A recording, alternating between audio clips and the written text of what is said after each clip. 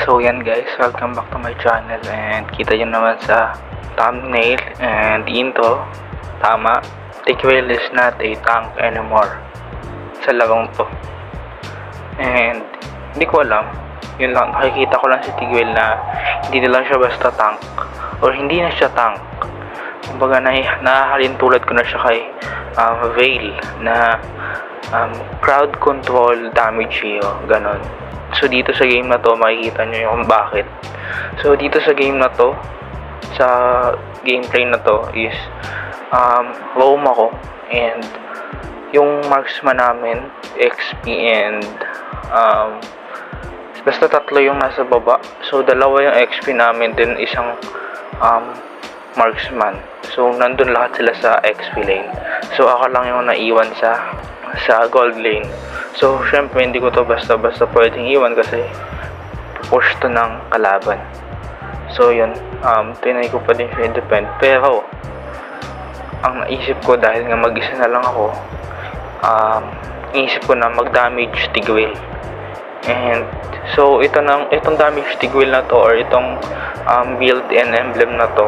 So dito naman sa play na to guys, naka-tank emblem ako. Kasi akala ko may kasama ako sa lane. So ang gagamitin kong build dito yung ginagamit ko sa saber ko, which is yung one hit build na damage penetration. So tank user naman ako and Tigwell user din ako, ganon. So sa mga Tigwell user dyan, siguro naiintindihan nyo naman na kunwari tank kayo, ganon, nakakapag-set kayo pero wala kayong kasama, diba, ang pangit sa pakiramdam nun. So yun, naisip ko one time, itry ko kaya na mag-damage Tigwell, ganyan. So yun, gumana naman siya guys. So sa una mahirap ganyan kasi ina-overthink mo yung damage, pero kung isipin mo guys, ang Tigwell is na-highlight hindi dahil sa kakunatan niya or sa pagiging tanky niya, is na-highlight siya sa kanyang combo sa set, ganyan. So kung iisipin nyo guys, ang Tigwell is nakakatulong sa teamfight dahil may set, hindi dahil sa makuna to. So pag ang Tigwell guys, kunat lang, kahit pa mag-set yan, kung walang kasama guys, hindi yan makakatulong.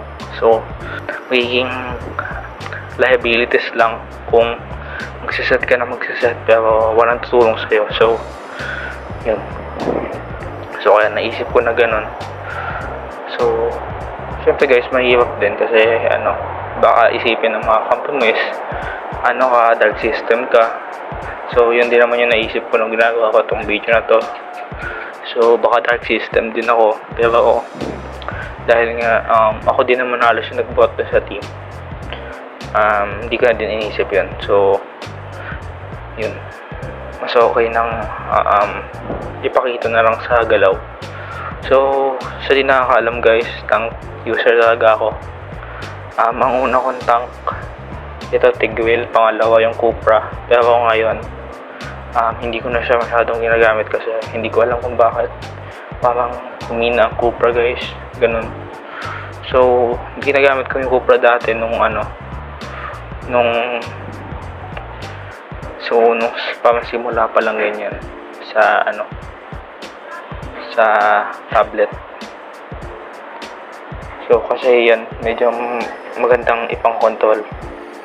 So dito naman sa Tigwell guys, kahit saan naman to, maganda naman siya gamitin. Pag tank build ako or nakapokus sa pagiging tank ko sa pagsalo ng mga damage is, ginagamit ko dito is yung movement speed build, which is yung tawag dito, rapid boost, then yung Thunderbelt, tapos yung dominance ice, kasi yung tatlong yon may movement speed sila. So yun guys, so kita nyo naman na namatay ako, tinipihan nila ako guys. So syempre bawi tayo dyan. So kita nyo naman yung damage ko, pumupunit na agad ng kalaban. So yan, ang build ko pa lang dito guys, Blade of Heptasis, then Skypiercer. So yun. So sa pagtakas ko na yun guys, ba't hindi ako dumiretso sa torre? So, pwede ako ma-tower dive doon. Pero dahil nga sa sa jungle ako pumunta, may river tayo. So, nabigyan ako ng movement speed para makatakas. So, hindi ko alam kung genius play ba yun. Pero yun lang yung naisip ko doon, guys. So, tignan nyo lang yung play, guys. So, dito. So, nakita nyo naman sa intro, guys, diba? Talagang pumunit na dalawang marksman. So, yun lang naman yung importante doon yung makapatay ka ng damage dealer nila, ganun. So, ang ibig ko sabihin, guys, pag wala ng damage dealer, wala din kwenta ang tank, or wala din kwenta yung makukunat na hero pag ang mga damage dealer nyo yung natira. So, tignan nyo dito, guys, diba? Tumutunog na agad, guys, ng Airtel, diba? So, dito, guys, tignan nyo to. Ito yung dito kay ES, guys, baka isipin nyo kay ES. So, tignan nyo, ang sakit agad ng damage. So, hindi ko naman kumbaga hindi ko naman siya nire-recommend kasi kasi talagang tank naman talaga ang Tigreal. Pero kung napipil yung gusto nyo mag-Tigreal, kumbaga yung main hero nyo is Tigreal, pero katulad ko, solo gamer kayo, solo play kayo, kung sa tingin nyo nahihirapan na kayo kasi nagsiset kayo ng wala nagre-respo, ganyan, katulad nun, diba, nagset ako ng wala nagre-respo pero na low health ko yung kalaban, yung marksman na kalaban. So katulad yan, guys, diba? So sa attributes pa lang ni Tigreal, guys, hindi nga na kailangan kumbaga makunat na siya kahit wala pa siyang build, ganyan. So, ang gamit ko dito kaya madami akong health, ganyan. So, ang nagbigay sa akin ng madaming health dito yung Blade of Heptasis and yung pang cooldown, guys, yung kasunod nung Sky Piercer ko.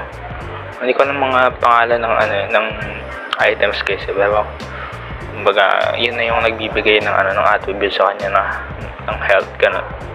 So yan, tignan nyo dito, guys, kung gaano to tumunaw ng MM. So diba, parang Predwin lang. So yun na nga, speaking of Predwin, diba, nauso ngayon yung Tigreal X Predwin combo, diba, guys? So kung makikita nyo sa bawat highlights, guys, sa mga highlights is hindi yung pagiging tanky ni Tigreal yung na highlights doon. Kumbaga yung set niya, yung set na yung tulak flicker SS, ganun, diba? Yun lang yung sa kanya na highlights. So kung iisipin mo, parang walang kwenta yung pagiging tanky kung hindi mo magagawa yung yung trabaho mo, kung sasalo ka lang sasalo. Kasi, guys, napansin ko kasi kung hindi nyo man naitatanong, ang ginagamit ko ngayong season, kumbaga pangalawang hero ko si Tigreal na madaming matches ngayong season, pero di naman ako masyado naglalaro. So napansin ko lang na yun, hindi na siya ang mga tank hindi na sila applicable gawing pang pre-hit or pang salo ng damage. Guys, kung sasalo lang kayo ng sasalo ng damage, gamit ang tank. Okay, so sabihin na natin, nakakatulong naman yung tank, pagiging tanky or pagiging makunat ng isang tank para ubusin yung, sabihin natin, maubos yung skill ng kalaban. Pero kung solo gaming ka or solo player, mahirap yun kasi wala kayong call, ganyan. Hindi mo alam kung anong binaplano ng mga kalaban mo, ganyan. Kumbaga syempre kahit naman kayo, kahit 5 man naman kayo, hindi nyo pa rin alam yung pinaplano ng kalaban nyo. Pero, makakapaghanda kayo. Pero pag solo player kayo guys, ikaw lang, solo ka lang na baka instinct mo lang yung magiging kakampi mo. Ganon. So, yan, kita nyo naman guys, grabing damage na. So, kakailang kills na ako dyan, 19 kills na agad. Diba? Kung isipin nyo. So, ito guys, nahihirapan na ako makakill kasi talagang maliligsin na yung kalaban. Pero, so yun. Pero sapat na yung nagawa ko para kumbaga,